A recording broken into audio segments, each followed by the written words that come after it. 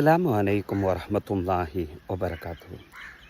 அல்லாஹ் ஒரு மனிதனுக்கு நன்மை செய்ய நாடி விட்டான் என்று சொன்னால் அவனுக்கு அசல் செய்யக்கூடிய பாக்கியத்தை தர்றான். அப்போ நபி ஸல்லல்லாஹு அலைஹி வஸல்லம் கேட்குறாங்க, அசல்னா அவங்களுக்கு என்னன்னு தெரியுமான்னு சொல்லி நபி தோழர்கள்ட்ட கேட்கக்கூடிய நேரத்தில் நபி தோழர்கள்லாம் சொல்கிறாங்க, அல்லாஹு வ ரசூலுஹு அலம், அல்லாஹும் அவனுடைய தூதருமே மிக தெரிந்தவர்கள் என்று சொல்லக்கூடிய நேரத்தில் அசல் என்று சொன்னால் எந்த ஒரு மனிதனுக்கு இறைவன் நன்மையை நாடுகிறானோ, நலவை நாடுகிறானோ, அப்படிப்பட்ட நபர் இறக்கும் முன்பாகவே நன்மை செய்யக்கூடிய பாக்கியத்தை அந்த மனிதனுக்கு அல்லாஹு தாலா கொடுத்து விடுகிறான்.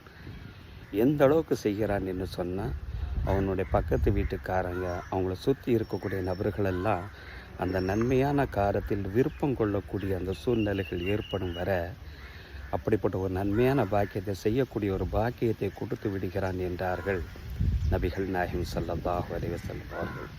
இந்த ஹதீஸ் சஹீஹ் இப்னு ஹிப்பான், தபுரானி, ஹாக்கிம் போன்ற ஹதீஸ் நூல்களில் பதிவு செய்யப்பட்டிருக்கு.